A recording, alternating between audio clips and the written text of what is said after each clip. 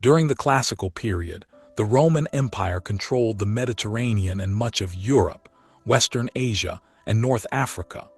The Romans conquered most of these territories in the time of the Republic, and it was ruled by emperors following Octavian's assumption of power in 27 BC.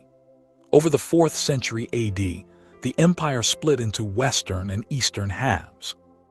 The Western Empire collapsed in 476 AD, while the Eastern Empire endured until the fall of Constantinople in 1453. By 100 BC, the city of Rome had expanded its rule from the Italian peninsula to most of the Mediterranean and beyond. However, it was severely destabilized by civil wars and political conflicts, which culminated in the victory of Octavian over Mark Antony and Cleopatra at the Battle of Actium in 31 BC, and the subsequent conquest of the Ptolemaic kingdom in Egypt. In 27 BC, the Roman Senate granted Octavian overarching military power, imperium, and the new title of Augustus, marking his accession as the first Roman emperor.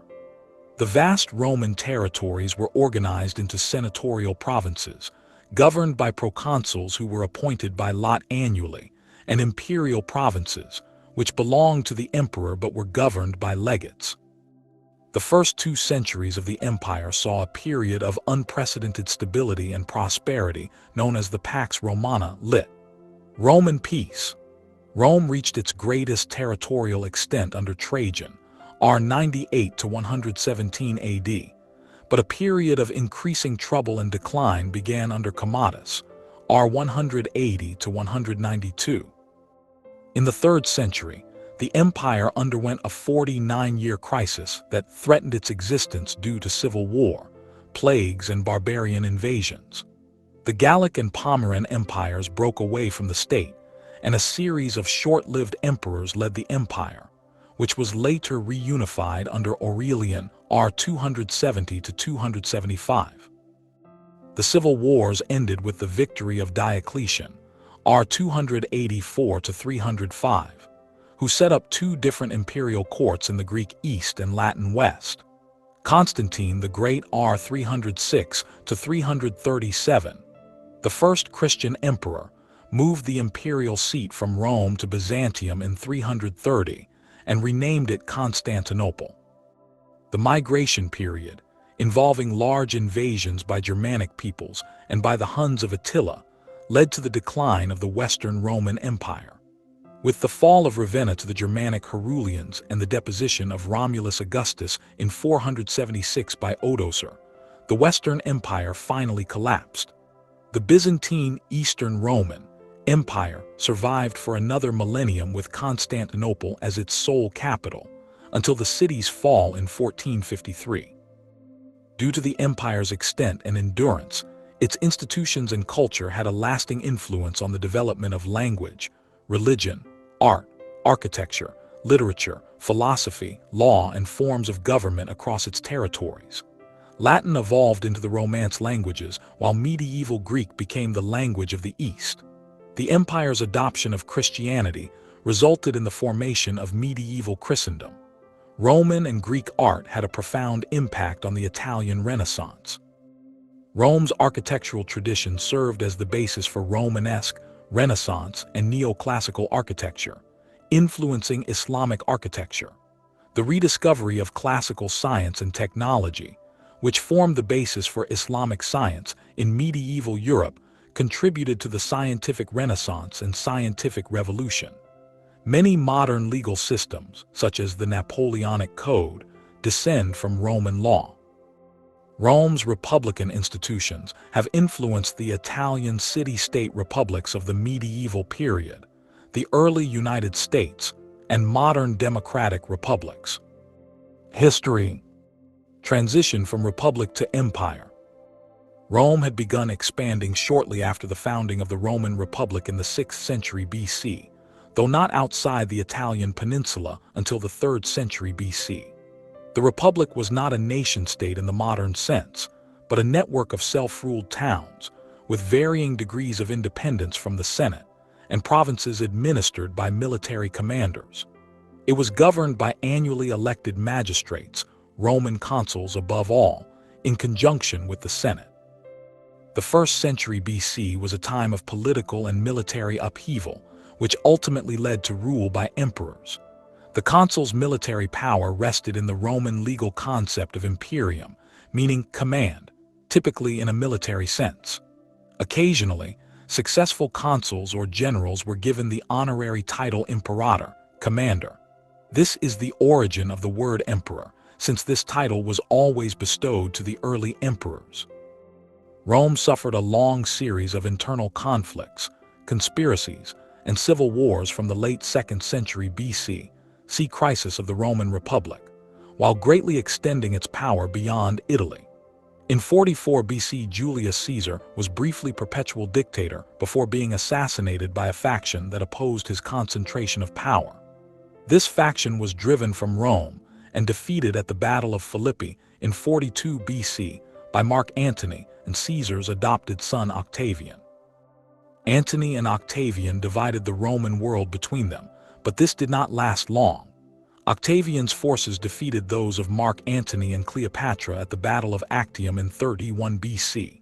In 27 BC, the Senate gave him the title Augustus, venerated, and made him princeps foremost, with proconsular imperium, thus beginning the Principate, the first epoch of Roman imperial history. Although the Republic stood in name, Augustus had all meaningful authority. During his 40-year rule, a new constitutional order emerged so that, upon his death, Tiberius would succeed him as the new de facto monarch. Pax Romana. The 200 years that began with Augustus's rule are traditionally regarded as the Pax Romana, Roman peace. The cohesion of the empire was furthered by a degree of social stability and economic prosperity that Rome had never before experienced. Uprisings in the provinces were infrequent and put down mercilessly and swiftly. The success of Augustus in establishing principles of dynastic succession was limited by his outliving a number of talented potential heirs. The Julio-Claudian dynasty lasted for 4 more emperors, Tiberius, Caligula, Claudius, and Nero, before it yielded in 69 AD to the strife-torn year of the 4 emperors, from which Vespasian emerged as the victor. Vespasian became the founder of the brief Flavian dynasty, followed by the Nerva, Antonine dynasty, which produced the 5 good emperors, Nerva, Trajan, Hadrian, Antoninus Pius, and Marcus Aurelius. Among the so-called 5 good emperors, Hadrian R. 117 to 138 is particularly noted for consolidating the empire's frontiers and embarking on ambitious building projects throughout the provinces. In Judea, which had long been the center of Jewish national and religious life, his reign marked a decisive turning point. After earlier Jewish resistance to Roman rule, Hadrian visited the region in 129–130 CE and refounded Jerusalem as the Roman colony Aelia Capitolina, naming it after his family Aelius and the Capitoline Triad. The refoundation overlaid the destroyed Jewish city with a new Roman urban plan and included the construction of a temple to Jupiter on the site of the former Jewish temple. Later tradition and archaeological evidence also indicate a temple of Venus near the site of the Holy Sepulchre. Hadrian's measures, combined with restrictions on Jewish practices, helped spark the Bar Kokhba revolt, 132 to 135 CE. After crushing the uprising, Roman forces expelled most Jews from Jerusalem, barring their entry except on certain days, and rebuilt the city as a statement of imperial power and domination. Most scholars consider Hadrianic Aelia to have been unwalled, with freestanding gate complexes, such as the northern gate beneath today's Damascus Gate, rather than a continuous defensive circuit. Transition from classical to late antiquity. In the view of contemporary Greek historian Cassius Dio, the accession of Commodus in 180 marked the descent from a kingdom of gold to one of rust and iron, a comment which has led some historians, notably Edward Gibbon, to take Commodus' reign as the beginning of the empire's decline. In 212, during the reign of Caracalla, Roman citizenship was granted to all freeborn inhabitants of the empire. The Severan dynasty was tumultuous. An emperor's reign was ended routinely by his murder or execution, and following its collapse, the empire was engulfed by the crisis of the 3rd century, a period of invasions, civil strife, economic disorder, and plague. In defining historical epochs, this crisis sometimes marks the transition from classical to late antiquity. Aurelian R. 270 to 275 stabilized the empire militarily, and Diocletian reorganized and restored much of it in 285. Diocletian's reign brought the empire's most concerted effort against the perceived threat of Christianity, the Great Persecution. Diocletian divided the empire into 4 regions, each ruled by a separate tetrarch. Confident that he fixed the disorder plaguing Rome, he abdicated along with his co-emperor, but the tetrarchy collapsed shortly after. Order was eventually restored by Constantine the Great, who became the first emperor to convert to Christianity, and who established Constantinople as the new capital of the Eastern Empire. During the decades of the Constantinian and Valentinian dynasties, the empire was divided along an east-west axis, with dual power centers in Constantinople and Rome. Julian, who under the influence of his advisor Mardonius attempted to restore classical Roman and Hellenistic religion, only briefly interrupted the succession of Christian emperors. Theodosius I, the last emperor to rule over both East and West, died in 395 after making Christianity the state religion. Fall in the West and survival in the East. The Western Roman Empire began to disintegrate in the early 5th century. The Romans fought off all invaders, most famously Attila, but the empire had assimilated so many Germanic peoples of dubious loyalty to Rome that the empire started to dismember itself. Most chronologies place the end of the Western Roman Empire in 476, when Romulus Augustulus was forced to abdicate to the Germanic warlord Odoacer. Odoacer ended the Western Empire by declaring Zeno sole emperor and placing himself as Zeno's nominal subordinate. In reality, Italy was ruled by Odoacer alone. The Eastern Roman Empire, called the Byzantine Empire by later historians, continued until the reign of Constantine XI Palaiologos, the last Roman emperor. He died in battle in 1453 against maimed II and his Ottoman forces during the siege of Constantinople. Maimed II adopted the title of Caesar in an attempt to claim a connection to the former empire. His claim was soon recognized by the Patriarchate of Constantinople, but not by European monarchs. Geography and demography. The Roman Empire was one of the largest in history, with contiguous territories throughout Europe, North Africa, and the Middle East. The Latin phrase imperium sine fine, empire without end, expressed the ideology that neither time nor space limited the empire. In Virgil's Aeneid, limitless empire is said to be granted to the Romans by Jupiter. This claim of universal dominion was renewed when the empire came under Christian rule in the 4th century. In addition to annexing large regions, the Romans directly altered their geography, for example cutting down entire forests. Roman expansion was mostly accomplished under the Republic, though parts of northern Europe were conquered in the 1st century, when Roman control in Europe, Africa, and Asia was strengthened. Under Augustus, a global map of the known world was displayed for the first time in public at Rome, coinciding with the creation of the most comprehensive political geography that survives from antiquity, the geography of Strabo. When Augustus died, the account of his achievements, Res Gesti, prominently featured the geographical cataloging of the empire. Geography alongside meticulous written records were central concerns of Roman imperial administration.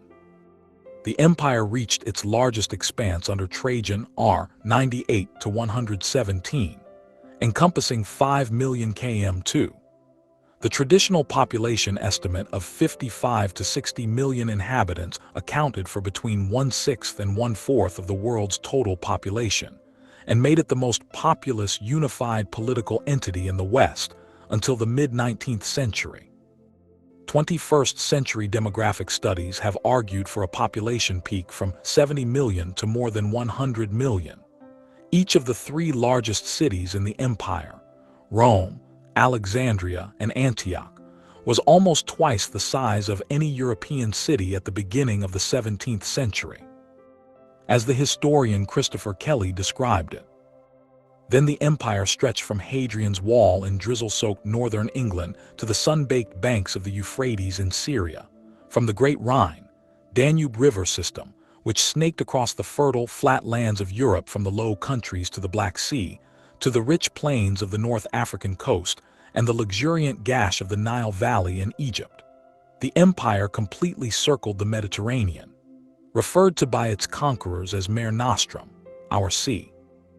Trajan's successor Hadrian adopted a policy of maintaining rather than expanding the empire. Borders fines were marked, and the frontier's limits patrolled. The most heavily fortified borders were the most unstable. Hadrian's Wall, which separated the Roman world from what was perceived as an ever-present barbarian threat, is the primary surviving monument of this effort. In the eastern provinces, rural administration often relied on inscribed boundary stones to demarcate land and regulate taxation. Languages. Latin and Greek were the main languages of the empire, but the empire was deliberately multilingual. Andrew Wallace Hadrill says, the main desire of the Roman government was to make itself understood. At the start of the empire, knowledge of Greek was useful to pass as educated nobility, and knowledge of Latin was useful for a career in the military, government, or law. Bilingual inscriptions indicate the everyday interpenetration of the two languages. Latin and Greek's mutual linguistic and cultural influence is a complex topic.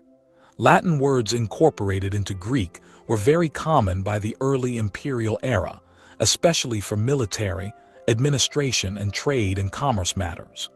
Greek grammar, literature, poetry, and philosophy shaped Latin language and culture. A 5th century papyrus showing a parallel Latin-Greek text of a speech by Cicero. There was never a legal requirement for Latin in the empire, but it represented a certain status. High standards of Latin, Latinitas, started with the advent of Latin literature. Due to the flexible language policy of the empire, a natural competition of language emerged that spurred Latinitas to defend Latin against the stronger cultural influence of Greek. Over time, Latin usage was used to project power in a higher social class. Most of the emperors were bilingual, but had a preference for Latin in the public sphere for political reasons, a rule that first started during the Punic Wars. Different emperors up until Justinian would attempt to require the use of Latin in various sections of the administration, but there is no evidence that a linguistic imperialism existed during the early empire. After all freeborn inhabitants were universally enfranchised in 212, many Roman citizens lacked a knowledge of Latin. The wide use of Koine Greek was what enabled the spread of Christianity and reflects its role as the lingua franca of the Mediterranean during the time of the empire. Following Diocletian's reforms in the 3rd century CE, there was a decline in the knowledge of Greek in the West. Spoken Latin later fragmented into the incipient Romance languages in the 7th century CE following the collapse of the empire's West. The dominance of Latin and Greek among the literate elite obscures the continuity of other spoken languages within the empire. Latin, referred to in its spoken form as Vulgar Latin, gradually replaced Celtic and Italic languages. References to interpreters indicate the continuing use of local languages, particularly in Egypt with Coptic, and in military settings along the Rhine and Danube. Roman jurists also show a concern for local languages such as Punic, Gaulish, and Aramaic in assuring the correct understanding of laws and oaths. In Africa, Libico-Berber and Punic were used in inscriptions into the 2nd century. In Syria, Pomeranian soldiers used their dialect of Aramaic for inscriptions, an exception to the rule that Latin was the language of the military. The last reference to Gaulish was between 560 and 575. The emergent Gallo-Romance languages would then be shaped by Gaulish. Proto-Basque or Aquitanian evolved with Latin loanwords to modern Basque. The Thracian language, as were several now extinct languages in Anatolia, are attested in imperial-era inscriptions. Society. The empire was multicultural, with astonishing cohesive capacity to create shared identity while encompassing diverse peoples. Public monuments and communal spaces open to all, such as forums, amphitheaters, racetracks, and baths, helped foster a sense of Romanness. Roman society had multiple, overlapping social hierarchies. The civil war preceding Augustus caused upheaval, but did not affect an immediate redistribution of wealth and social power. From the perspective of the lower classes, a peak was merely added to the social pyramid. Personal relationships, patronage, friendship, amicitia, family, marriage, continued to influence politics. By the time of Nero, however, it was not unusual to find a former slave who was richer than a freeborn citizen, or an equestrian who exercised greater power than a senator. The blurring of the republic's more rigid hierarchies led to increased social mobility, both upward and downward, to a greater extent than all other well-documented ancient societies. Women, freedmen, and slaves had opportunities to profit and exercise influence in ways previously less available to them. Social life, particularly for those whose personal resources were limited, was further fostered by a proliferation of voluntary associations and confraternities, collegia and sodalitates, professional and trade guilds, veterans groups, religious sodalities, drinking and dining clubs, performing troops, and burial societies. Legal status. According to the jurist Gaius, the essential distinction in the Roman law of persons was that all humans were either free liberi or slaves servi. The legal status of free persons was further defined by their citizenship. Most citizens held limited rights, such as the ius Latinum, Latin right, but were entitled to legal protections and privileges not enjoyed by non-citizens. Free people not considered citizens but living within the Roman world were peregrini non-Romans. In 212, the Constitutio Antoniniana extended citizenship to all freeborn inhabitants of the empire. This legal egalitarianism required a far-reaching revision of existing laws that distinguished between citizens and non-citizens. Women in Roman law. Freeborn Roman women were considered citizens, but did not vote, hold political office, or serve in the military. A mother's citizen status determined that of her children, as indicated by the phrase ex duobus civibus Romanis natos, children born of 2 Roman citizens. A Roman woman kept her own family name, nomen, for life. Children most often took the father's name, with some exceptions. Women could own property, enter contracts, and engage in business. Inscriptions throughout the empire honor women as benefactors in funding public works, an indication they could hold considerable fortunes. The archaic manus marriage, in which the woman was subject to her husband's authority, was largely abandoned by the imperial era, and a married woman retained ownership of any property she brought into the marriage. Technically, she remained under her father's legal authority, even though she moved into her husband's home, but when her father died, she became legally emancipated. This arrangement was a factor in the degree of independence Roman women enjoyed compared to many other cultures up to the modern period.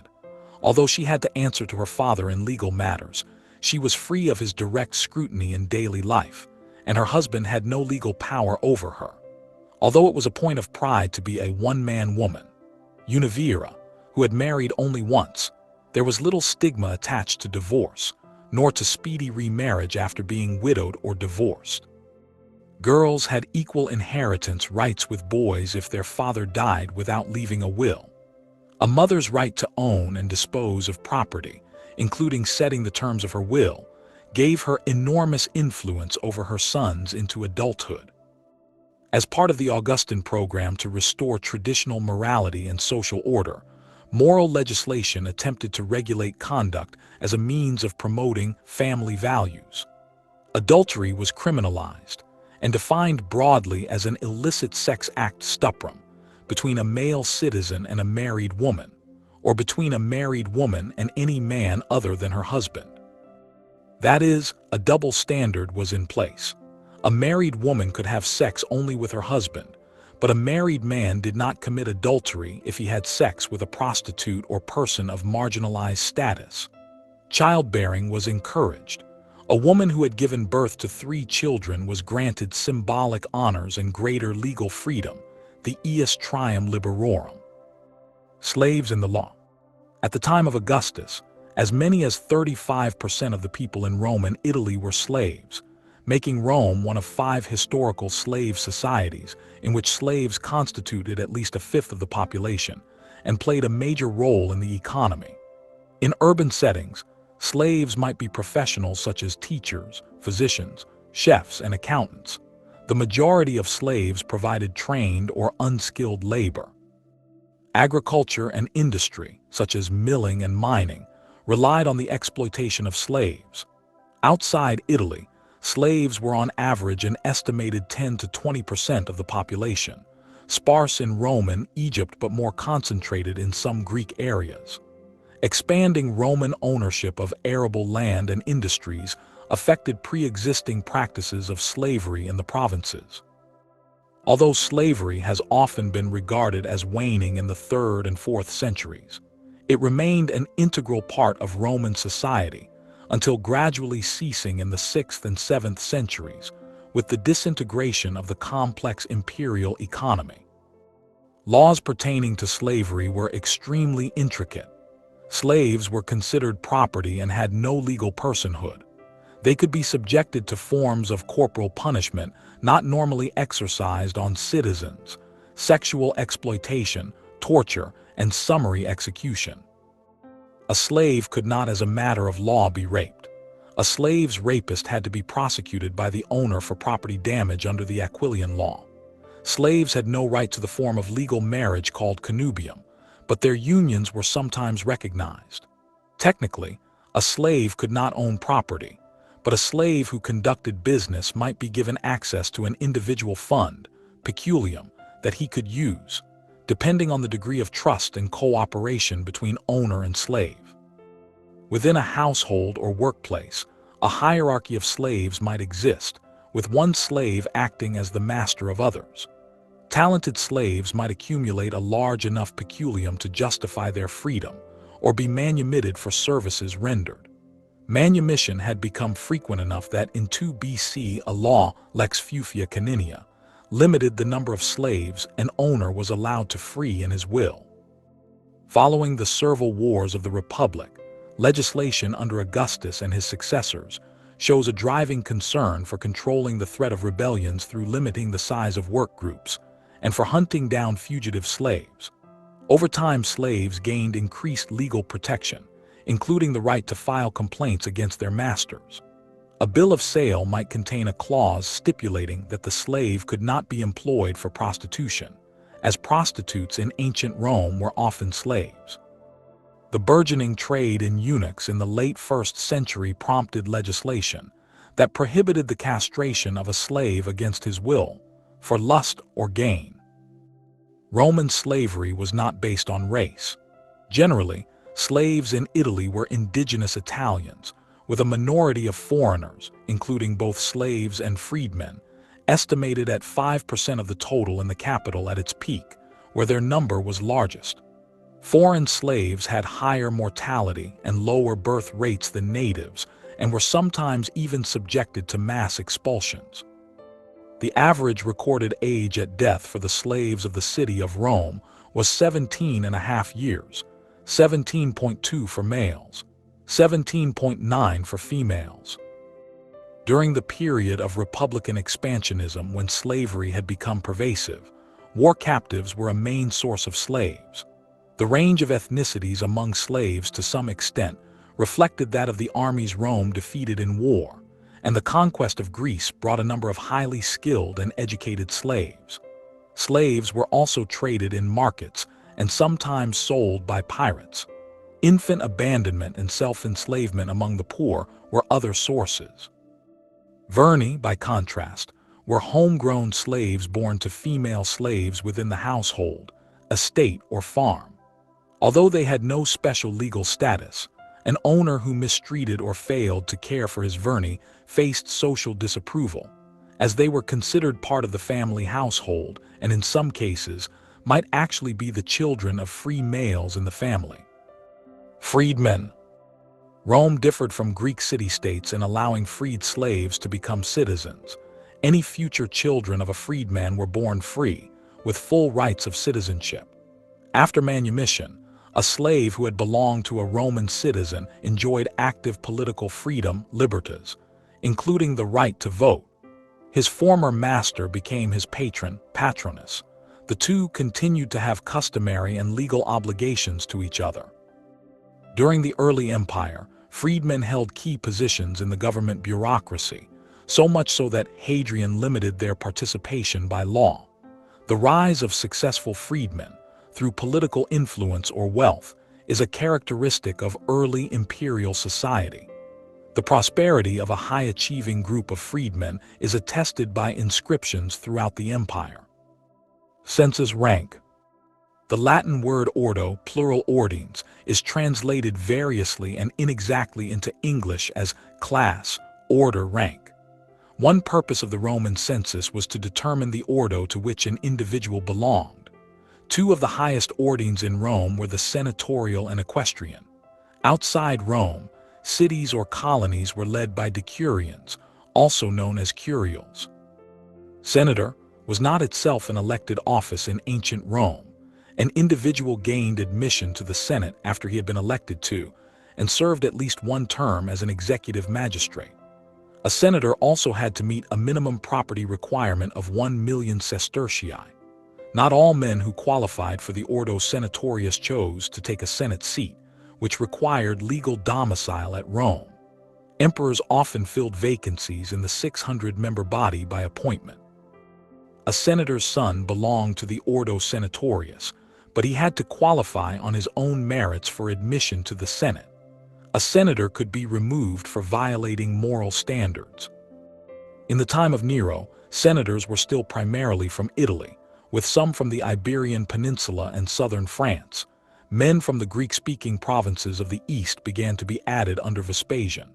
The first senator from the easternmost province, Cappadocia, was admitted under Marcus Aurelius. By the Severan dynasty, 193 to 235, Italians made up less than half the Senate.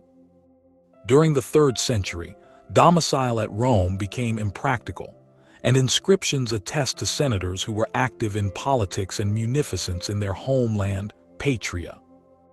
Senators were the traditional governing class who rose through the cursus honorum, the political career track, but equestrians often possessed greater wealth and political power. Membership in the equestrian order was based on property. In Rome's early days, equites or knights had been distinguished by their ability to serve as mounted warriors, but cavalry service was a separate function in the empire. A census valuation of 400,000 sesterces and 3 generations of free birth qualified a man as an equestrian. The census of 28 BC uncovered large numbers of men who qualified, and in 14 AD, 1,000 equestrians were registered at Cadiz and Padua alone. Equestrians rose through a military career track, tres militiae, to become highly placed prefects and procurators within the imperial administration. The rise of provincial men to the senatorial and equestrian orders is an aspect of social mobility in the early empire. Roman aristocracy was based on competition, and unlike later European nobility, a Roman family could not maintain its position merely through hereditary succession or having title to lands. Admission to the higher ordines brought distinction and privileges, but also responsibilities. In antiquity, A city depended on its leading citizens to fund public works, events, and services, munera. Maintaining one's rank required massive personal expenditures. Decurions were so vital for the functioning of cities that in the later empire, as the ranks of the town councils became depleted, those who had risen to the Senate were encouraged to return to their hometowns in an effort to sustain civic life. In the later empire, the dignitas, worth, esteem, that attended on senatorial or equestrian rank was refined further with titles such as vir illustris, illustrious man. The appellation clarissimus, Greek lamprotatos, was used to designate the dignitas of certain senators and their immediate family, including women. Grades of equestrian status proliferated. Unequal justice. As the republican principle of citizens' equality under the law faded, the symbolic and social privileges of the upper classes led to an informal division of Roman society into those who had acquired greater honors, honestiers, and humbler folk, humiliers. In general, honestiers were the members of the three higher orders, along with certain military officers. The granting of universal citizenship in 212 seems to have increased the competitive urge among the upper classes to have their superiority affirmed, particularly within the justice system. Sentencing depended on the judgment of the presiding official as to the relative worth, dignitas, of the defendant. An honestier could pay a fine for a crime for which an humilier might receive a scourging. Execution, which was an infrequent legal penalty for free men under the Republic, could be quick and relatively painless for honestiers, while humiliers might suffer the kinds of torturous death previously reserved for slaves, such as crucifixion and condemnation to the beasts. In the early empire, those who converted to Christianity could lose their standing as honestiers, especially if they declined to fulfill religious responsibilities, and thus became subject to punishments that created the conditions of martyrdom. Government and military. The three major elements of the imperial state were the central government, the military, and the provincial government. The military established control of a territory through war, but after a city or people was brought under treaty, the mission turned to policing, protecting Roman citizens, agricultural fields, and religious sites. The Romans lacked sufficient manpower or resources to rule through force alone. Cooperation with local elites was necessary to maintain order, collect information, and extract revenue. The Romans often exploited internal political divisions. Communities with demonstrated loyalty to Rome retained their own laws, could collect their own taxes locally, and in exceptional cases were exempt from Roman taxation. Legal privileges and relative independence incentivized compliance. Roman government was thus limited, but efficient in its use of available resources. Central government. The imperial cult of ancient Rome identified emperors and some members of their families with divinely sanctioned authority, auctoritas. The rite of apotheosis, also called consecratio, signified the deceased emperor's deification. The dominance of the emperor was based on the consolidation of powers from several republican offices. The emperor made himself the central religious authority as Pontifex Maximus, and centralized the right to declare war, ratify treaties, and negotiate with foreign leaders. While these functions were clearly defined during the Principate, the emperor's powers over time became less constitutional and more monarchical, culminating in the Dominate. The emperor was the ultimate authority in policy and decision-making, but in the early Principate, he was expected to be accessible and deal personally with official business and petitions. A bureaucracy formed around him only gradually. The Julio-Claudian emperors relied on an informal body of advisors that included not only senators and equestrians, but trusted slaves and freedmen. After Nero, the influence of the latter was regarded with suspicion, and the emperor's council, concilium, became subject to official appointment for greater transparency. Though the Senate took a lead in policy discussions until the end of the Antonine dynasty, Equestrians played an increasingly important role in the concilium. The women of the emperor's family often intervened directly in his decisions. Access to the emperor might be gained at the daily reception, salutatio, a development of the traditional homage a client paid to his patron, public banquets hosted at the palace, and religious ceremonies. The common people who lacked this access could manifest their approval or displeasure as a group at games. By the 4th century, the Christian emperors became remote figureheads who issued general rulings, no longer responding to individual petitions. Although the Senate could do little short of assassination and open rebellion to contravene the will of the emperor, it retained its symbolic political centrality. The Senate legitimated the emperor's rule, and the emperor employed senators as legates, legati, generals, diplomats, and administrators. The practical source of an emperor's power and authority was the military. The legionaries were paid by the imperial treasury and swore an annual oath of loyalty to the emperor. Most emperors chose a successor, usually a close family member or adopted heir. The new emperor had to seek a swift acknowledgement of his status and authority to stabilize the political landscape. No emperor could hope to survive without the allegiance of the Praetorian Guard and the legions. To secure their loyalty, several emperors paid the donativum, a monetary reward. In theory, the Senate was entitled to choose the new emperor, but did so mindful of acclamation by the army or Praetorians. Military. After the Punic Wars, the Roman army comprised professional soldiers who volunteered for 20 years of active duty and 5 as reserves. The transition to a professional military began during the late Republic and was one of the many profound shifts away from republicanism, under which an army of conscript citizens defended the homeland against a specific threat.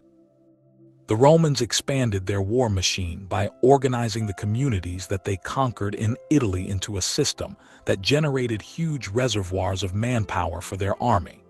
By imperial times, military service was a full-time career.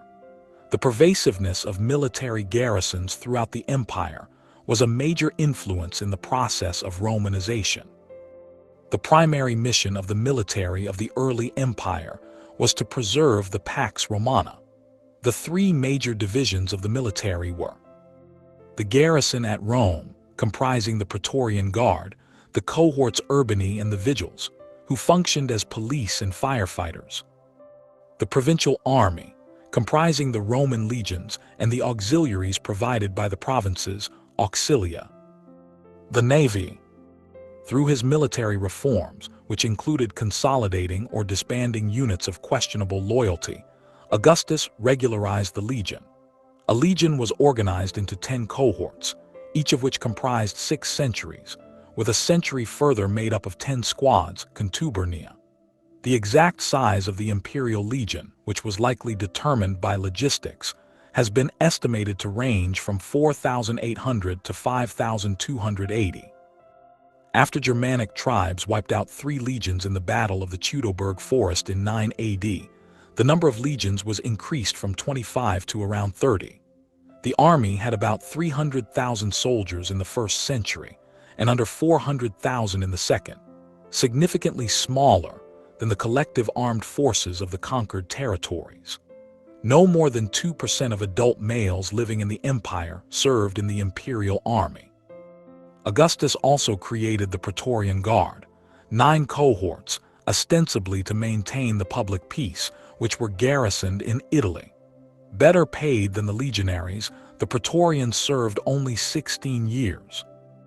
The auxilia were recruited from among the non-citizens. Organized in smaller units of roughly cohort strength, they were paid less than the legionaries, and after 25 years of service were rewarded with Roman citizenship, also extended to their sons. According to Tacitus, there were roughly as many auxiliaries as there were legionaries. Thus, around 125,000 men, implying approximately 250 auxiliary regiments. The Roman cavalry of the earliest empire were primarily from Celtic, Hispanic, or Germanic areas. Several aspects of training and equipment derived from the Celts. The Roman navy not only aided in the supply and transport of the legions, but also in the protection of the frontiers along the rivers Rhine and Danube. Another duty was protecting maritime trade against pirates. It patrolled the Mediterranean, parts of the North Atlantic coasts, and the Black Sea. Nevertheless, the army was considered the senior and more prestigious branch. Provincial government. An annexed territory became a Roman province in 3 steps, making a register of cities, taking a census, and surveying the land. Further government record-keeping included births and deaths, real estate transactions, taxes, and juridical proceedings. In the 1st and 2nd centuries, the central government sent out around 160 officials annually to govern outside Italy. Among these officials were the Roman governors, magistrates elected at Rome who, in the name of the Roman people, governed senatorial provinces, or governors, usually of equestrian rank, who held their imperium on behalf of the emperor in imperial provinces, most notably Rome and Egypt. A governor had to make himself accessible to the people he governed, but he could delegate various duties. His staff, however, was minimal. His official attendants apparitors, including lictors, heralds, messengers, scribes, and bodyguards, legates, both civil and military, usually of equestrian rank, and friends who accompanied him unofficially. Other officials were appointed as supervisors of government finances. Separating fiscal responsibility from justice and administration was a reform of the imperial era to avoid provincial governors and tax farmers exploiting local populations for personal gain. Equestrian procurators, whose authority was originally extrajudicial and extra-constitutional, managed both state-owned property and the personal property of the emperor, res privata. Because Roman government officials were few, a provincial who needed help with a legal dispute or criminal case might seek out any Roman perceived to have some official capacity. In the High Empire, Italy was legally distinguished from the provinces, and along with some favored provincial communities, enjoyed immunity from the property tax and poll tax. However, under the Emperor Diocletian, Italy lost these privileges and was subdivided into provinces. Law. Roman courts held original jurisdiction over cases involving Roman citizens throughout the empire, but there were too few judicial functionaries to impose Roman law uniformly in the provinces. Most parts of the Eastern Empire already had well-established law codes and juridical procedures. Generally, it was Roman policy to respect the mos regionis, regional tradition, or law of the land, and to regard local laws as a source of legal precedent and social stability. The compatibility of Roman and local law was thought to reflect an underlying ius gentium, the law of nations, or international law regarded as common and customary. If provincial law conflicted with Roman law or custom, Roman courts heard appeals, and the emperor held final decision-making authority. In the West, law had been administered on a highly localized or tribal basis, and private property rights may have been a novelty of the Roman era, particularly among Celts. Roman law facilitated the acquisition of wealth by a pro-Roman elite. The extension of universal citizenship to all free inhabitants of the empire in 212 required the uniform application of Roman law, replacing local law codes that had applied to non-citizens. Diocletian's efforts to stabilize the empire after the crisis of the 3rd century included 2 major compilations of law in 4 years, the Codex Gregorianus and the Codex Hermogenianus, to guide provincial administrators in setting consistent legal standards. The pervasiveness of Roman law throughout Western Europe enormously influenced the Western legal tradition, reflected by continued use of Latin legal terminology in modern law. Taxation. Taxation under the empire amounted to about 5% of its gross product. The typical tax rate for individuals ranged from 2 to 5%. The tax code was bewildering in its complicated system of direct and indirect taxes, some paid in cash and some in kind. Taxes might be specific to a province or kinds of properties such as fisheries. They might be temporary. Tax collection was justified by the need to maintain the military, and taxpayers sometimes got a refund if the army captured a surplus of booty. In-kind taxes were accepted from less monetized areas, particularly those who could supply grain or goods to army camps. The primary source of direct tax revenue was individuals, who paid a poll tax and a tax on their land, construed as a tax on its produce or productive capacity. Tax obligations were determined by the census.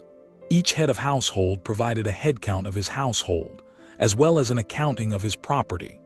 A major source of indirect tax revenue was the portoria, customs and tolls on trade, including among provinces. Towards the end of his reign, Augustus instituted a 4% tax on the sale of slaves, which Nero shifted from the purchaser to the dealers, who responded by raising their prices. An owner who manumitted a slave paid a freedom tax, calculated at 5% of value. An inheritance tax of 5% was assessed when Roman citizens above a certain net worth left property to anyone outside their immediate family. Revenues from the estate tax and from an auction tax went towards the Veterans Pension Fund, Aerarium Militare. Low taxes helped the Roman aristocracy increase their wealth, which equaled or exceeded the revenues of the central government. An emperor sometimes replenished his treasury by confiscating the estates of the super-rich. But in the later period, the resistance of the wealthy to paying taxes was one of the factors contributing to the collapse of the empire. Economy. The empire is best thought of as a network of regional economies, based on a form of political capitalism, in which the state regulated commerce to assure its own revenues. Economic growth, though not comparable to modern economies, was greater than that of most other societies prior to industrialization. Territorial conquests permitted a large-scale reorganization of land use that resulted in agricultural surplus and specialization, particularly in North Africa. Some cities were known for particular industries. The scale of urban building indicates a significant construction industry. Papyri preserve complex accounting methods that suggest elements of economic rationalism, and the empire was highly monetized. Although the means of communication and transport were limited in antiquity, transportation in the 1st and 2nd centuries expanded greatly, and trade routes connected regional economies. The supply contracts for the army drew on local suppliers near the base, castrum, throughout the province, and across provincial borders. Economic historians vary in their calculations of the gross domestic product during the Principate. In the sample years of 14, 100, and 150 AD, estimates of per capita GDP range from 166 to 380 HS. The GDP per capita of Italy is estimated as 40 to 66% higher than in the rest of the empire, due to tax transfers from the provinces and the concentration of elite income. Economic dynamism resulted in social mobility. Although aristocratic values permeated traditional elite society, wealth requirements for rank indicate a strong tendency towards plutocracy. Prestige could be obtained through investing one's wealth in grand estates or townhouses, luxury items, public entertainments, funerary monuments, and religious dedications. Guilds, collegia, and corporations, corpora, provided support for individuals to succeed through networking. There can be little doubt that the lower classes of provincial towns of the Roman Empire enjoyed a high standard of living not equaled again in Western Europe until the 19th century. Households in the top 1.5% of income distribution captured about 20% of income. The vast majority produced more than half of the total income, but lived near subsistence. Currency and banking. The early empire was monetized to a near universal extent, using money to state prices and debts.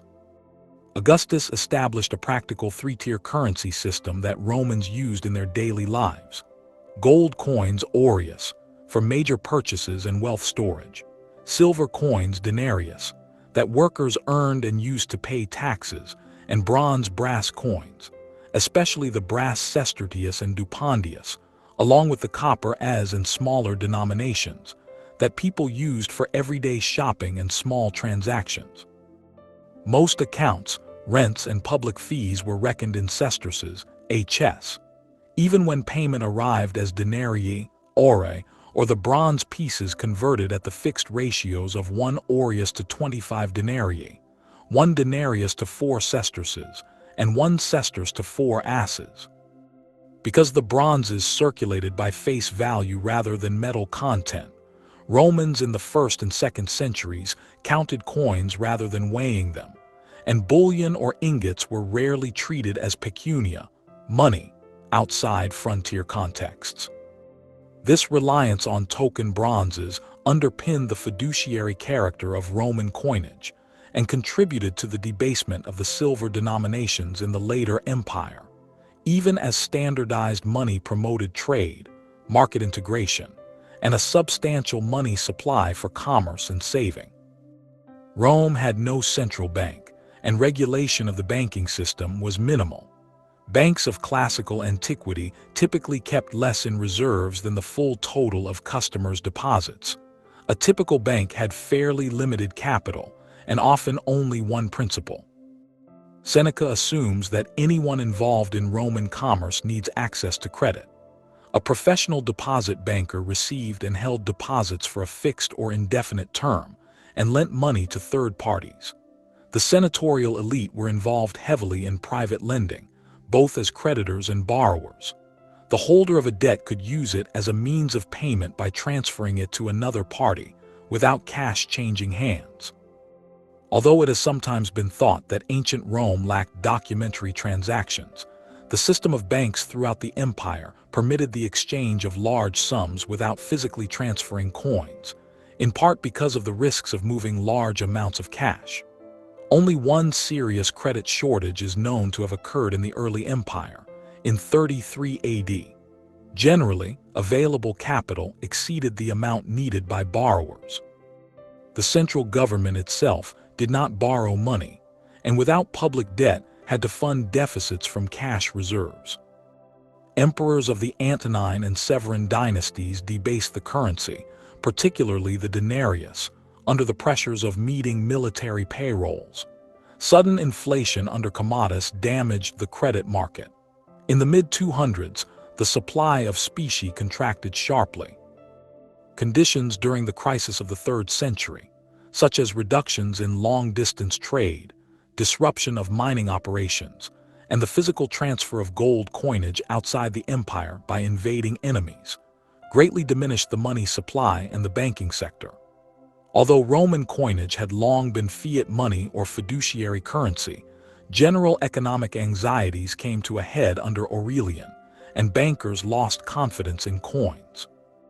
Despite Diocletian's introduction of the gold solidus and monetary reforms, the credit market of the empire never recovered its former robustness. Mining and metallurgy. The main mining regions of the empire were the Iberian Peninsula, silver, copper, lead, iron, and gold. Gaul gold, silver, iron. Britain mainly iron, lead, tin, the Danubian provinces gold, iron. Macedonia and Thrace gold, silver. And Asia Minor gold, silver, iron, tin. Intensive large-scale mining, of alluvial deposits, and by means of open-cast mining and underground mining, took place from the reign of Augustus up to the early 3rd century, when the instability of the empire disrupted production. Hydraulic mining allowed base and precious metals to be extracted on a proto-industrial scale. The total annual iron output is estimated at 82,500 tons. Copper and lead production levels were unmatched until the Industrial Revolution.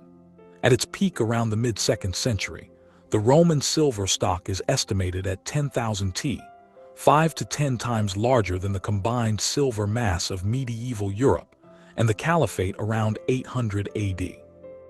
As an indication of the scale of Roman metal production, lead pollution in the Greenland ice sheet, quadrupled over prehistoric levels during the imperial era and dropped thereafter. Transportation and communication. The empire completely encircled the Mediterranean, which they called our sea, Mare Nostrum. Roman sailing vessels navigated the Mediterranean as well as major rivers. Transport by water was preferred where possible, as moving commodities by land was more difficult. Vehicles, wheels, and ships indicate the existence of a great number of skilled woodworkers. Land transport utilized the advanced system of Roman roads, called via. These roads were primarily built for military purposes, but also served commercial ends. The in-kind taxes paid by communities included the provision of personnel, animals, or vehicles for the cursus publicus, the state mail and transport service established by Augustus. Relay stations were located along the roads every 7 to 12 Roman miles and tended to grow into villages or trading posts.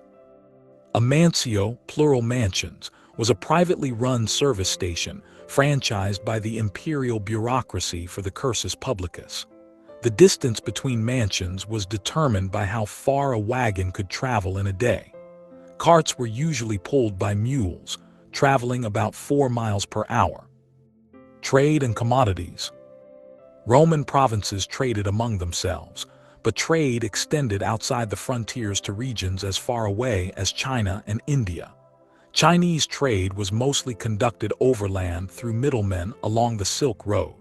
Indian trade also occurred by sea from Egyptian ports. The main commodity was grain. Also traded were olive oil, foodstuffs, garum fish sauce, slaves, ore and manufactured metal objects, fibers and textiles, timber, pottery, glassware, marble, papyrus, spices and materia medica, ivory, pearls and gemstones. Though most provinces could produce wine, regional varietals were desirable, and wine was a central trade good. Labor and occupations. Inscriptions record 268 different occupations in Rome and 85 in Pompeii. Professional associations or trade guilds, collegia, are attested for a wide range of occupations, some quite specialized. Work performed by slaves falls into 5 general categories. Domestic, with epitaphs recording at least 55 different household jobs, imperial or public service, urban crafts and services, agriculture, and mining. Convicts provided much of the labor in the mines or quarries, where conditions were notoriously brutal.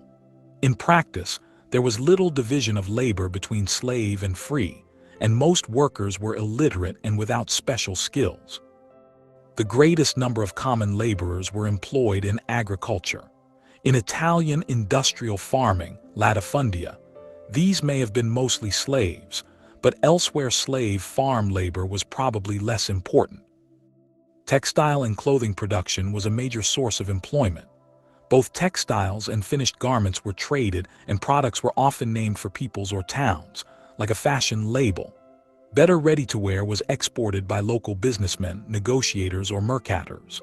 Finished garments might be retailed by their sales agents, by vestiarii, clothing dealers, or peddled by itinerant merchants. The fullers, fulons, and dye workers, colorators, had their own guilds. Centenarii were guild workers who specialized in textile production and the recycling of old clothes into pieced goods. Architecture and engineering. The chief Roman contributions to architecture were the arch, vault, and dome. Some Roman structures still stand today, due in part to sophisticated methods of making cements and concrete. Roman temples developed Etruscan and Greek forms, with some distinctive elements. Roman roads are considered the most advanced built until the early 19th century. Roman bridges were among the first large and lasting bridges, built from stone, and in most cases concrete with the arch as the basic structure. The largest Roman bridge was Trajan's Bridge over the lower Danube, constructed by Apollodorus of Damascus, which remained for over a millennium the longest bridge to have been built. The Romans built many dams and reservoirs for water collection, such as the Subiaco dams, 2 of which fed the Anio Novus, one of the largest aqueducts of Rome. The Romans constructed numerous aqueducts. Do Aqueductu, A treatise by Frontinus, who served as water commissioner, reflects the administrative importance placed on the water supply. Masonry channels carried water along a precise gradient, using gravity alone. It was then collected in tanks and fed through pipes to public fountains, baths, toilets, or industrial sites. The main aqueducts in Rome were the Aqua Claudia and the Aqua Marcia. The complex system built to supply Constantinople had its most distant supply drawn from over 120 kilometers away along a route of more than 336 kilometers. Roman aqueducts were built to remarkably fine tolerance and to a technological standard not equaled until modern times. The Romans also used aqueducts in their extensive mining operations across the empire. Insulated glazing, or double glazing, was used in the construction of public baths. Elite housing in cooler climates might have hypocausts, a form of central heating. The Romans were the first culture to assemble all essential components of the much later steam engine: the crank and connecting rod system, Hero's eolipo generating steam power, the cylinder and piston in metal force pumps, non-return valves in water pumps, and gearing in water mills and clocks. Daily life. City and country. The city was viewed as fostering civilization by being properly designed, ordered, and adorned. Augustus undertook a vast building program in Rome, supported public displays of art that expressed imperial ideology, and reorganized the city into neighborhoods, vici, administered at the local level with police and firefighting services. A focus of Augustan monumental architecture was the Campus Martius, an open area outside the city center. The altar of Augustan peace, Ara Passus Augusti, was located there, as was an obelisk imported from Egypt that formed the pointer gnomon of a horologium. With its public gardens, the campus was among the most attractive places in Rome to visit. City planning and urban lifestyles was influenced by the Greeks early on, and in the Eastern Empire, Roman rule shaped the development of cities that already had a strong Hellenistic character. Cities such as Athens, Aphrodisias, Ephesus, and Gerasa tailored city planning and architecture to imperial ideals, while expressing their individual identity and regional preeminence. In areas inhabited by Celtic-speaking peoples, Rome encouraged the development of urban centers with stone temples, forums, monumental fountains, and amphitheaters, often on or near the sites of pre-existing walled settlements known as oppida. Urbanization in Roman Africa expanded on Greek and Punic coastal cities. The network of cities, coloniae, municipia, civitates, or in Greek terms polis, was a primary cohesive force during the Pax Romana. Romans of the 1st and 2nd centuries were encouraged to inculcate the habits of peacetime. As the classicist Clifford Ando noted, most of the cultural appurtenances popularly associated with imperial culture, public cult and its games and civic banquets, competitions for artists, speakers, and athletes, as well as the funding of the great majority of public buildings and public display of art, were financed by private individuals, whose expenditures in this regard helped to justify their economic power and legal and provincial privileges. In the city of Rome, most people lived in multi-story apartment buildings, insulae, that were often squalid fire traps. Public facilities such as baths, thermae, toilets with running water, latrinae, basins or elaborate fountains, nymphia, delivering fresh water, and large-scale entertainments such as chariot races and gladiator combat were aimed primarily at the common people. The public baths served hygienic, social, and cultural functions. Bathing was the focus of daily socializing. Roman baths were distinguished by a series of rooms that offered communal bathing in 3 temperatures, with amenities that might include an exercise room, sauna, exfoliation spa, ball court, or outdoor swimming pool. Baths had hypocaust heating. The floors were suspended over hot air channels. Public baths were part of urban culture throughout the provinces, but in the late 4th century, Individual tubs began to replace communal bathing. Christians were advised to go to the baths only for hygiene. Rich families from Rome usually had 2 or more houses, a townhouse domus, and at least one luxury home villa outside the city. The domus was a privately owned single-family house and might be furnished with a private bath balneum, but it was not a place to retreat from public life. Although some neighborhoods show a higher concentration of such houses, they were not segregated enclaves. The domus was meant to be visible and accessible. The atrium served as a reception hall in which the paterfamilias, head of household, met with clients every morning. It was a center of family religious rites, containing a shrine and images of family ancestors. The houses were located on busy public roads, and ground-level spaces were often rented out as shops, tabernae. In addition to a kitchen garden, window boxes might substitute in the insulae.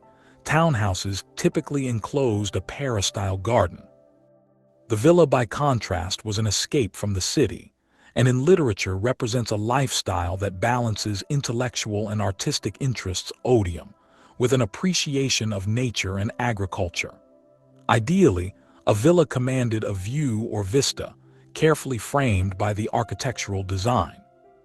Augustus' program of urban renewal and the growth of Rome's population to as many as 1 million was accompanied by nostalgia for rural life.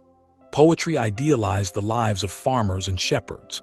Interior decorating often featured painted gardens, fountains, landscapes, vegetative ornament, and animals, rendered accurately enough to be identified by species. On a more practical level, the central government took an active interest in supporting agriculture. Producing food was the priority of land use. Larger farms, latifundia, achieved an economy of scale that sustained urban life. Small farmers benefited from the development of local markets in towns and trade centers. Agricultural techniques such as crop rotation and selective breeding were disseminated throughout the empire, and new crops were introduced from one province to another. Maintaining an affordable food supply to the city of Rome had become a major political issue in the late Republic, when the state began to provide a grain dole, cura annii, to citizens who registered for it, about 200,000 to 250,000 adult males in Rome. The dole cost at least 15% of state revenues, but improved living conditions among the lower classes, and subsidized the rich by allowing workers to spend more of their earnings on the wine and olive oil produced on estates. The grain dole also had symbolic value. It affirmed the emperor's position as universal benefactor, and the right of citizens to share in the fruits of conquest. The annona, public facilities, and spectacular entertainments mitigated the otherwise dreary living conditions of lower-class Romans and kept social unrest in check. The satirist Juvenal, however, saw bread and circuses, panem et circenses, as emblematic of the loss of republican political liberty. The public has long since cast off its cares. The people that once bestowed commands, consulships, legions, and all else, now meddles no more and longs eagerly for just 2 things: bread and circuses. Health and disease. Epidemics were common in the ancient world, and occasional pandemics in the empire killed millions. The Roman population was unhealthy. About 20%, a large percentage by ancient standards, lived in cities, Rome being the largest. The cities were a demographic sink. The death rate exceeded the birth rate, and constant immigration was necessary to maintain the population.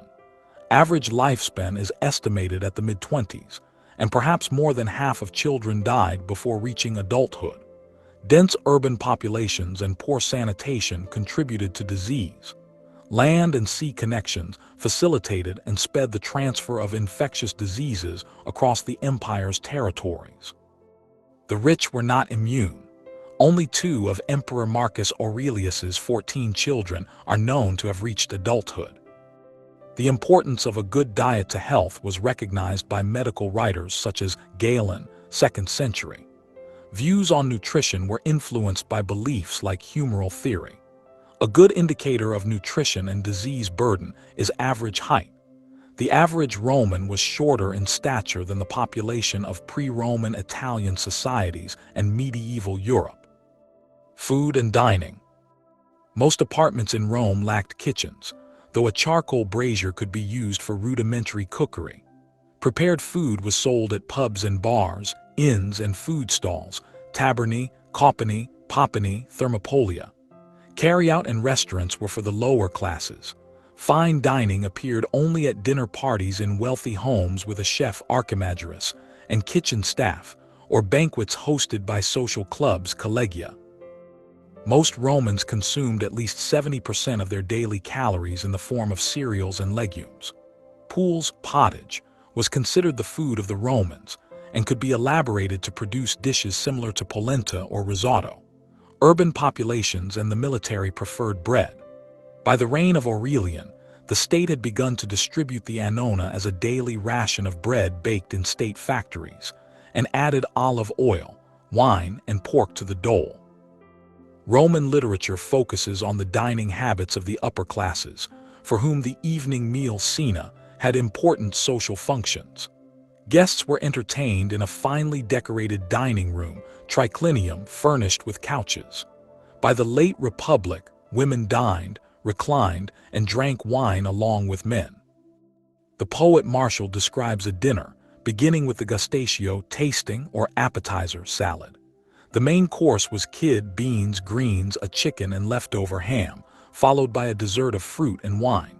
Roman foodies indulged in wild game, fowl such as peacock and flamingo. Large fish, mullet, was especially prized, and shellfish.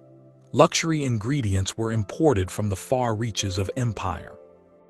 A book-length collection of Roman recipes is attributed to Apicius, a name for several figures in antiquity that became synonymous with gourmet. Refined cuisine could be moralized as a sign of either civilized progress or decadent decline. Most often, because of the importance of landowning in Roman culture, produce, cereals, legumes, vegetables, and fruit were considered more civilized foods than meat. The Mediterranean staples of bread, wine, and oil were sacralized by Roman Christianity, while Germanic meat consumption became a mark of paganism. Some philosophers and Christians resisted the demands of the body and the pleasures of food, and adopted fasting as an ideal. Food became simpler in general as urban life in the West diminished, and trade routes were disrupted.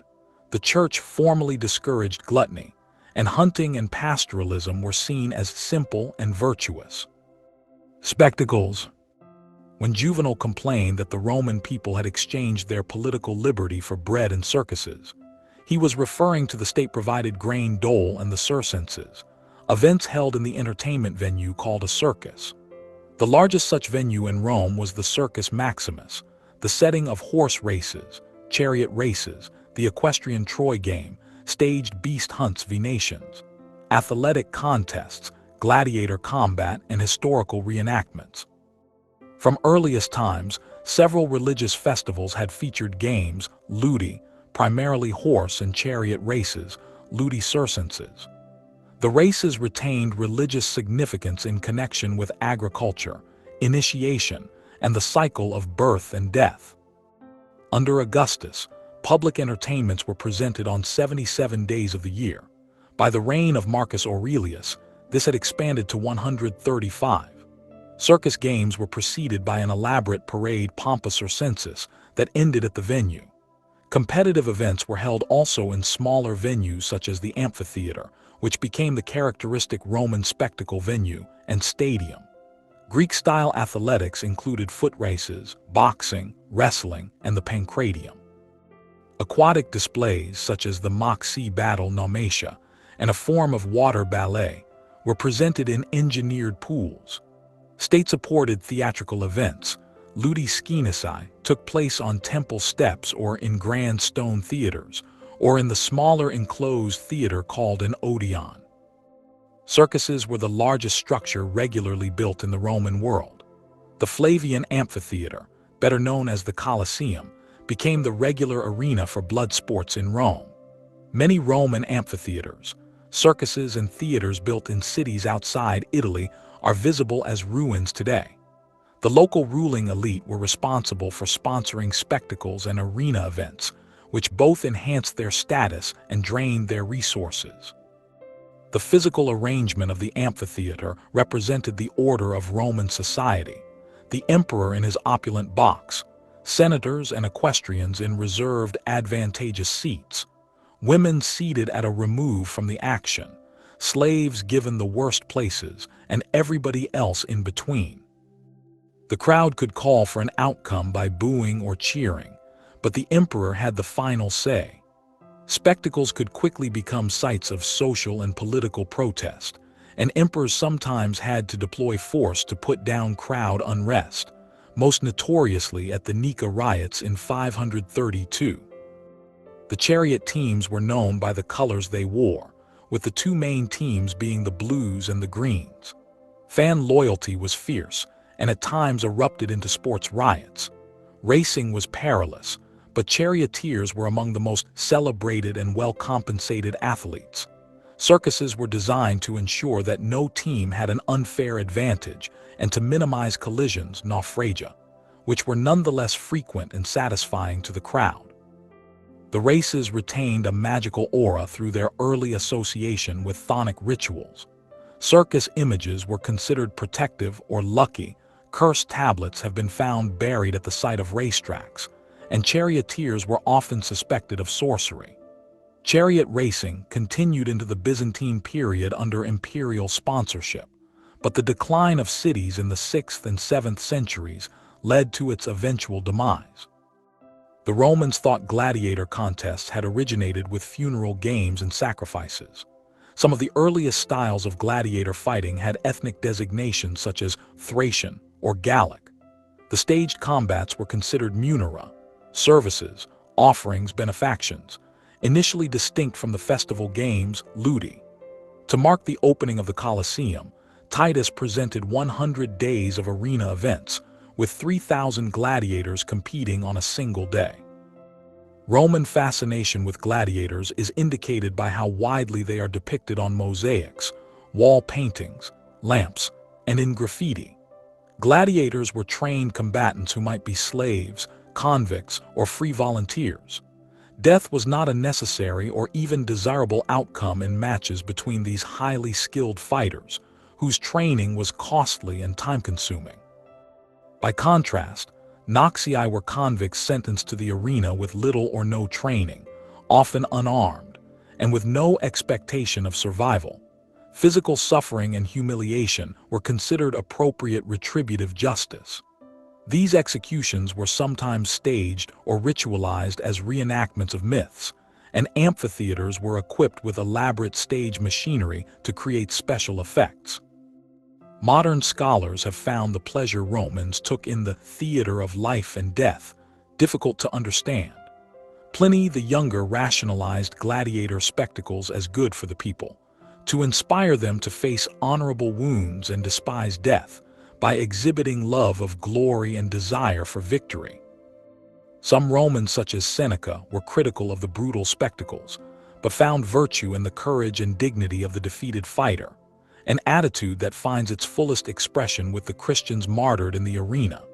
Tertullian considered deaths in the arena to be nothing more than a dressed-up form of human sacrifice. Even martyr literature, however, offers detailed, indeed luxuriant, descriptions of bodily suffering, and became a popular genre at times indistinguishable from fiction. Recreation. The singular ludus, play, game, sport, training, had a wide range of meanings such as word play, theatrical performance, board game, primary school, and even gladiator training school, as in Ludus Magnus. Activities for children and young people in the empire included hoop rolling and knuckle bones, astragali or jacks. Girls had dolls made of wood, terracotta, and especially bone and ivory. Ball games include trigon and harpastum. People of all ages played board games including Latrunculi Raiders and Xii Scripta, 12 marks. A game referred to as Alia dice, or tabula, the board, may have been similar to backgammon. Dicing as a form of gambling was disapproved of, but was a popular pastime during the festival of the Saturnalia. After adolescence, most physical training for males was of a military nature. The Campus Martius originally was an exercise field where young men learned horsemanship and warfare. Hunting was also considered an appropriate pastime. According to Plutarch, conservative Romans disapproved of Greek-style athletics that promoted a fine body for its own sake, and condemned Nero's efforts to encourage Greek-style athletic games. Some women trained as gymnasts and dancers, and a rare few as female gladiators. The Bikini Girls mosaic shows young women engaging in routines comparable to rhythmic gymnastics. Women were encouraged to maintain health through activities such as playing ball, swimming, walking, or reading aloud, as a breathing exercise. Clothing. In a status-conscious society like that of the Romans, clothing and personal adornment indicated the etiquette of interacting with the wearer. Wearing the correct clothing reflected a society in good order. There is little direct evidence of how Romans dressed in daily life, since portraiture may show the subject in clothing with symbolic value, and surviving textiles are rare. The toga was the distinctive national garment of the male citizen, but it was heavy and impractical, worn mainly for conducting political or court business and religious rites. It was a vast expanse of semicircular white wool that could not be put on and draped correctly without assistance. The drapery became more intricate and structured over time. The toga praetexta, with a purple or purplish-red stripe representing inviolability, was worn by children who had not come of age, curule magistrates, and state priests. Only the emperor could wear an all-purple toga, toga picta. Ordinary clothing was dark or colorful. The basic garment for all Romans, regardless of gender or wealth, was the simple sleeved tunic, with length differing by wearer. The tunics of poor people and laboring slaves were made from coarse wool in natural dull shades. Finer tunics were made of lightweight wool or linen. A man of the senatorial or equestrian order wore a tunic with two purple stripes, clavi, woven vertically. The wider the stripe, the higher the wearer's status. Other garments could be layered over the tunic. Common male attire also included cloaks, and in some regions, trousers. In the 2nd century, emperors and elite men are often portrayed wearing the pallium, an originally Greek mantle. Women are also portrayed in the pallium. Tertullian considered the pallium an appropriate garment both for Christians, in contrast to the toga, and for educated people. Roman clothing styles changed over time.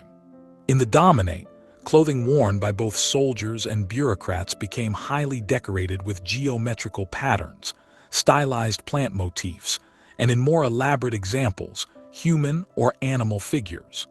Courtiers of the later empire wore elaborate silk robes. The militarization of Roman society and the waning of urban life affected fashion. Heavy military-style belts were worn by bureaucrats as well as soldiers, and the toga was abandoned, replaced by the pallium as a garment embodying social unity. Arts. Greek art had a profound influence on Roman art. Public art, including sculpture, monuments such as victory columns or triumphal arches, and the iconography on coins, is often analyzed for historical or ideological significance. In the private sphere, artistic objects were made for religious dedications, funerary commemoration, domestic use, and commerce. The wealthy advertised their appreciation of culture through artwork and decorative arts in their homes. Despite the value placed on art, even famous artists were of low social status, partly as they worked with their hands. Portraiture. Portraiture, which survives mainly in sculpture, was the most copious form of imperial art. Portraits during the Augustan period utilized classical proportions, evolving later into a mixture of realism and idealism. Republican portraits were characterized by verism, but as early as the 2nd century BC, Greek heroic nudity was adopted for conquering generals. Imperial portrait sculptures may model a mature head atop a youthful nude or semi-nude body with perfect musculature. Clothed in the toga or military regalia, the body communicates rank or role, not individual characteristics. Portraiture in painting is represented primarily by the Fayum mummy portraits, which evoke Egyptian and Roman traditions of commemorating the dead with realistic painting. Marble portrait sculpture were painted, but traces have rarely survived. Sculpture in sarcophagi. Examples of Roman sculpture survive abundantly, though often in damaged or fragmentary condition, including freestanding statuary in marble, bronze, and terracotta, and reliefs from public buildings and monuments. Niches in amphitheaters were originally filled with statues, as were formal gardens. Temples housed cult images of deities, often by famed sculptors. Elaborately carved marble and limestone sarcophagi are characteristic of the 2nd to 4th centuries. Sarcophagus relief has been called the richest single source of Roman iconography, depicting mythological scenes or Jewish Christian imagery as well as the deceased's life. Painting. Initial Roman painting drew from Etruscan and Greek models and techniques. Examples of Roman paintings can be found in palaces, catacombs, and villas. Much of what is known of Roman painting is from the interior decoration of private homes, particularly as preserved by the eruption of Vesuvius. In addition to decorative borders and panels with geometric or vegetative motifs, wall painting depicts scenes from mythology and theater, landscapes and gardens, spectacles, everyday life, and erotic art. Mosaic. Mosaics are among the most enduring of Roman decorative arts and are found on floors and other architectural features. The most common is the tessellated mosaic, formed from uniform pieces, tesserae of materials such as stone and glass. Opus sectile is a related technique in which flat stone, usually colored marble, is cut precisely into shapes from which geometric or figurative patterns are formed. This more difficult technique became especially popular for luxury surfaces in the 4th century, e.g. the Basilica of Junius Bacchus. Figurative mosaics share many themes with painting, and in some cases use almost identical compositions. Geometric patterns and mythological scenes occur throughout the empire. In North Africa, a particularly rich source of mosaics, homeowners often chose scenes of life on their estates, hunting, agriculture, and local wildlife. Plentiful and major examples of Roman mosaics come also from present-day Turkey, particularly the Antioch mosaics, Italy, southern France, Spain, and Portugal. Decorative arts. Decorative arts for luxury consumers included fine pottery, silver and bronze vessels and implements, and glassware. Pottery manufacturing was economically important, as were the glass and metalworking industries. Imports stimulated new regional centers of production. Southern Gaul became a leading producer of the finer red gloss pottery, terra sigillata, that was a major trade good in 1st century Europe. Glass blowing was regarded by the Romans as originating in Syria in the 1st century BC, and by the 3rd century, Egypt and the Rhineland had become noted for fine glass. Performing arts. In Roman tradition, borrowed from the Greeks, literary theater was performed by all-male troupes that used face masks with exaggerated facial expressions to portray emotion. Female roles were played by men in drag, travesty. Roman literary theater tradition is represented in Latin literature by the tragedies of Seneca, for example. More popular than literary theater was the genre-defying mimes theater, which featured scripted scenarios with free improvisation, risque language and sex scenes, action sequences, and political satire, along with dance, juggling, acrobatics, tightrope walking, striptease, and dancing bears. Unlike literary theater, mimes was played without masks and encouraged stylistic realism. Female roles were performed by women. Mimes was related to pantomimes, an early form of story ballet that contained no spoken dialogue but rather a sung libretto, often mythological, either tragic or comic. Although sometimes regarded as foreign, music and dance existed in Rome from earliest times. Music was customary at funerals, and the tibia, a woodwind instrument, was played at sacrifices. Song Carmen was integral to almost every social occasion. Music was thought to reflect the orderliness of the cosmos. Various woodwinds and brass instruments were played, as were stringed instruments such as the cithara and percussion. The cornu, a long tubular metal wind instrument, was used for military signals and on parade. These instruments spread throughout the provinces and are widely depicted in Roman art. The hydraulic pipe organ, hydraules, was one of the most significant technical and musical achievements of antiquity, and accompanied gladiator games and events in the amphitheater. Although certain dances were seen at times as non-Roman or unmanly, dancing was embedded in religious rituals of archaic Rome.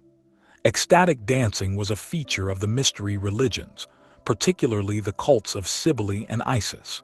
In the secular realm, dancing girls from Syria and Cadiz were extremely popular. Like gladiators, entertainers were legally infams, technically free but little better than slaves. Stars, however, could enjoy considerable wealth and celebrity, and mingled socially and often sexually with the elite. Performers supported each other by forming guilds, and several memorials for theater members survive. Theater and dance were often condemned by Christian polemicists in the later empire. Literacy, books, and education. Estimates of the average literacy rate range from 5 to over 30%. The Roman obsession with documents and inscriptions indicates the value placed on the written word. Laws and edicts were posted as well as read out. Illiterate Roman subjects could have a government scribe, scriba, read or write their official documents for them. The military produced extensive written records. Numeracy was necessary for commerce. Slaves were numerate and literate in significant numbers. Some were highly educated. Graffiti and low-quality inscriptions with misspellings and solecisms indicate casual literacy among non-elites. The Romans had an extensive priestly archive, and inscriptions appear throughout the empire in connection with votives dedicated by ordinary people, as well as magic spells, e.g. the Greek magical papyri.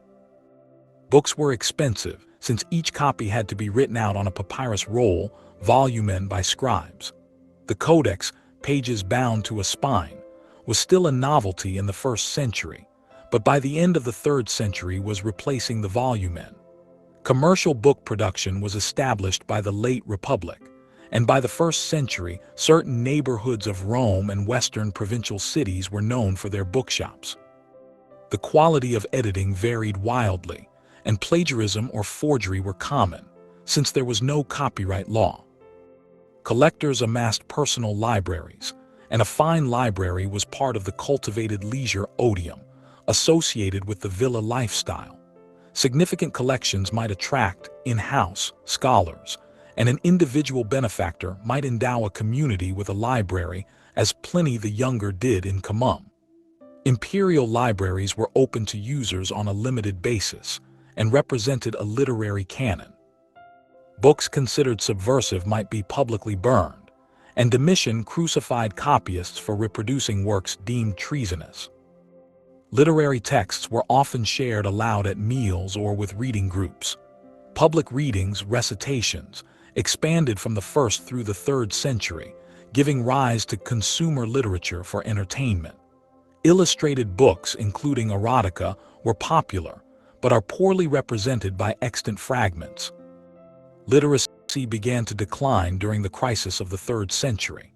The Emperor Julian banned Christians from teaching the classical curriculum, but the Church Fathers and other Christians adopted Latin and Greek literature, philosophy and science in biblical interpretation. As the Western Roman Empire declined, reading became rarer even for those within the church hierarchy, although it continued in the Byzantine Empire. Education. Traditional Roman education was moral and practical. Stories were meant to instill Roman values, mores maiorum. Parents were expected to act as role models, and working parents passed their skills to their children, who might also enter apprenticeships. Young children were attended by a pedagogue, usually a Greek slave or former slave, who kept the child safe, taught self-discipline and public behavior, attended class and helped with tutoring. Formal education was available only to families who could pay for it. Lack of state support contributed to low literacy. Primary education in reading, writing, and arithmetic might take place at home if parents hired or bought a teacher. Other children attended public schools organized by a schoolmaster, ludamagister, paid by parents. Verni, homeborn slave children, might share in-home or public schooling. Boys and girls received primary education generally from ages 7 to 12, but classes were not segregated by grade or age. Most schools employed corporal punishment. For the socially ambitious, education in Greek as well as Latin was necessary. Schools became more numerous during the empire, increasing educational opportunities. At the age of 14, upper-class males made their rite of passage into adulthood and began to learn leadership roles through mentoring from a senior family member or family friend. Higher education was provided by grammatici or rhetors.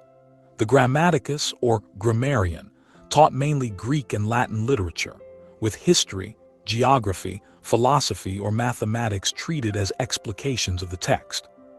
With the rise of Augustus, contemporary Latin authors such as Virgil and Livy also became part of the curriculum. The rhetor was a teacher of oratory or public speaking.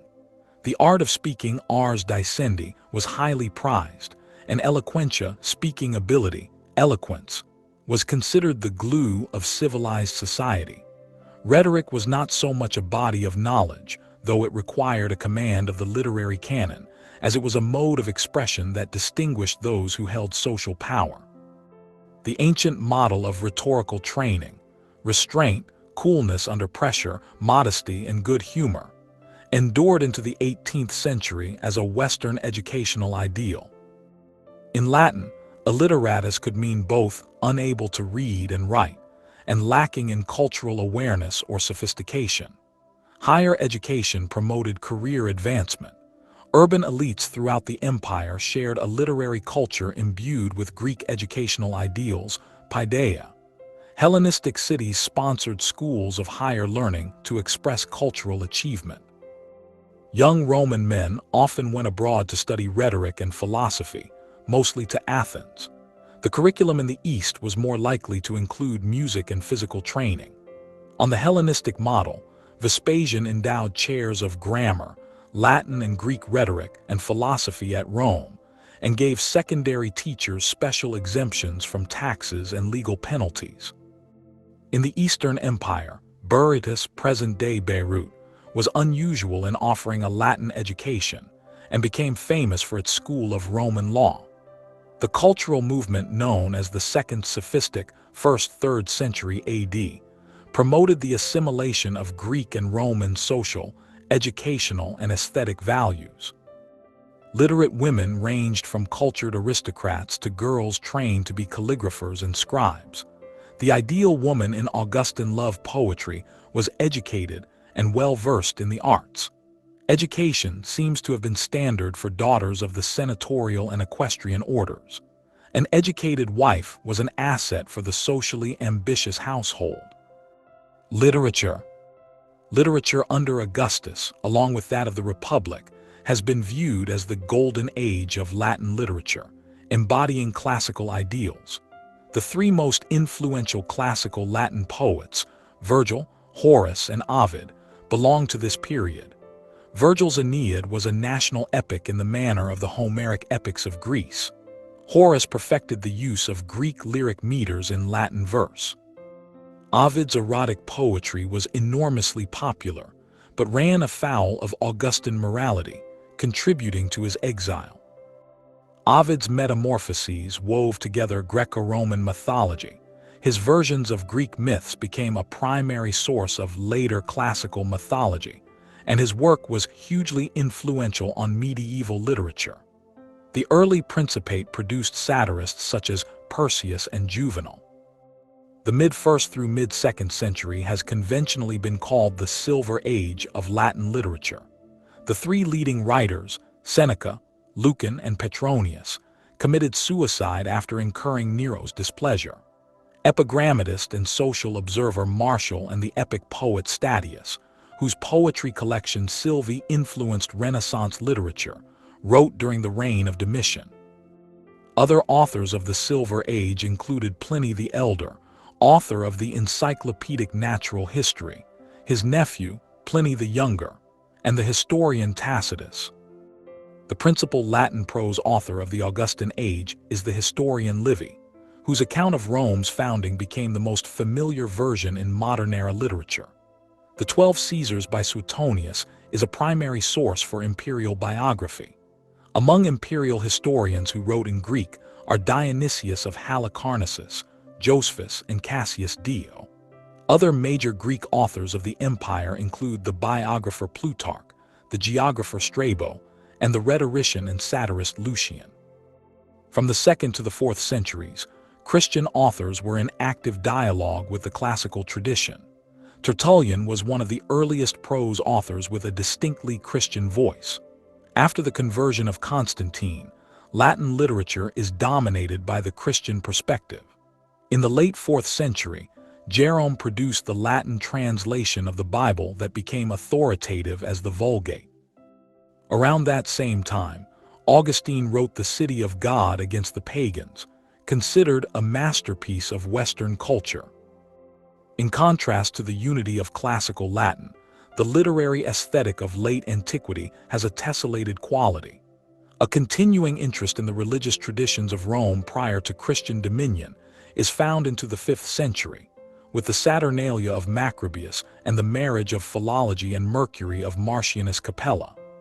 Latin poets of late antiquity include Ausonius, Prudentius, Claudian, and Sidonius Apollinaris. Religion. The Romans thought of themselves as highly religious and attributed their success to their collective piety, pietas, and good relations with the gods, pax deorum. The archaic religion believed to have come from the earliest kings of Rome was the foundation of the mos maiorum, the way of the ancestors, central to Roman identity. Roman religion was practical and contractual, based on the principle of do ut des, I give that you might give. Religion depended on knowledge and the correct practice of prayer, ritual, and sacrifice, not on faith or dogma, although Latin literature preserves learned speculation on the nature of the divine. For ordinary Romans, religion was a part of daily life. Each home had a household shrine to offer prayers and libations to the family's domestic deities. Neighborhood shrines and sacred places, such as springs and groves, dotted the city. The Roman calendar was structured around religious observances. As many as 135 days were devoted to religious festivals and games, ludi. In the wake of the Republic's collapse, state religion adapted to support the new regime. Augustus justified one-man rule with a vast program of religious revivalism and reform. Public vows now were directed at the well-being of the emperor. So-called emperor worship expanded on a grand scale the traditional veneration of the ancestral dead and of the genius, the divine tutelary of every individual. Upon death, an emperor could be made a state divinity divus by vote of the Senate. The Roman imperial cult, influenced by Hellenistic ruler cult, became one of the major ways Rome advertised its presence in the provinces and cultivated shared cultural identity. Cultural precedent in the eastern provinces facilitated a rapid dissemination of imperial cult, extending as far as Najran, in present-day Saudi Arabia. Rejection of the state religion became tantamount to treason. The Romans are known for the great number of deities they honored. As the Romans extended their territories, their general policy was to promote stability among diverse peoples by absorbing local deities and cults rather than eradicating them, building temples that framed local theology within Roman religion. Inscriptions throughout the empire record the side-by-side worship of local and Roman deities, including dedications made by Romans to local gods. By the height of the empire, numerous syncretic or reinterpreted gods were cultivated, among them cults of Cybele, Isis, Epona, and of solar gods such as Mithras and Sol Invictus, found as far north as Roman Britain. Because Romans had never been obligated to cultivate one god or cult only, religious tolerance was not an issue. Mystery religions, which offered initiate salvation in the afterlife, were a matter of personal choice, practiced in addition to one's family rites and public religion. The mysteries, however, involved exclusive oaths and secrecy, which conservative Romans viewed with suspicion as characteristic of magic, conspiracy, and subversive activity. Thus, sporadic and sometimes brutal attempts were made to suppress religionists. In Gaul, the power of the Druids was checked, first by forbidding Roman citizens to belong to the order, and then by banning Druidism altogether. However, Celtic traditions were reinterpreted within the context of imperial theology, and a new Gallo-Roman religion coalesced. Its capital at the sanctuary of the three Gauls established precedent for Western cult as a form of Roman provincial identity. The monotheistic rigor of Judaism posed difficulties for Roman policy that led at times to compromise and granting of special exemptions. Tertullian noted that Judaism, unlike Christianity, was considered a religio licita, legitimate religion. The Jewish-Roman wars resulted from political as well as religious conflicts. The siege of Jerusalem in 70 AD led to the sacking of the Second Temple and the dispersal of Jewish political power. See Jewish diaspora. Christianity emerged in Roman Judea as a Jewish religious sect in the 1st century and gradually spread out of Jerusalem throughout the empire and beyond. Imperially authorized persecutions were limited and sporadic, with martyrdoms occurring most often under the authority of local officials. Tacitus reports that after the Great Fire of Rome in AD 64, the emperor attempted to deflect blame from himself onto the Christians. A major persecution occurred under the Emperor Domitian, and a persecution in 177 took place at Lugdunum, the Gallo-Roman religious capital. A letter from Pliny the Younger, governor of Bithynia, describes his persecution and executions of Christians. The Decian persecution of 246 to 251 seriously threatened the Christian church, but ultimately strengthened Christian defiance. Diocletian undertook the most severe persecution of Christians, from 303 to 311. From the 2nd century onward, the Church Fathers condemned the diverse religions practiced throughout the empire as pagan. In the early 4th century, Constantine became the first emperor to convert to Christianity. He supported the church financially and made laws that favored it, but the new religion was already successful, having moved from less than 50,000 to over 1 million adherents between 150 and 250. Constantine and his successors banned public sacrifice while tolerating other traditional practices. Constantine never engaged in a purge. There were no pagan martyrs during his reign, and people who had not converted to Christianity remained in important positions at court. Julian attempted to revive traditional public sacrifice and Hellenistic religion, but met Christian resistance and lack of popular support. Christians of the 4th century believed the conversion of Constantine showed that Christianity had triumphed over paganism in heaven, and little further action besides such rhetoric was necessary. Thus, their focus shifted towards heresy. According to Peter Brown, in most areas, polytheists were not molested, and apart from a few ugly incidents of local violence, Jewish communities also enjoyed a century of stable, even privileged, existence. There were anti-pagan laws, but they were not generally enforced. Through the 6th century, centers of paganism existed in Athens, Gaza, Alexandria, and elsewhere. According to recent Jewish scholarship, toleration of the Jews was maintained under Christian emperors. This did not extend to heretics. Theodosius I made multiple laws and acted against alternate forms of Christianity, and heretics were persecuted and killed by both the government and the church throughout late antiquity. Non-Christians were not persecuted until the 6th century.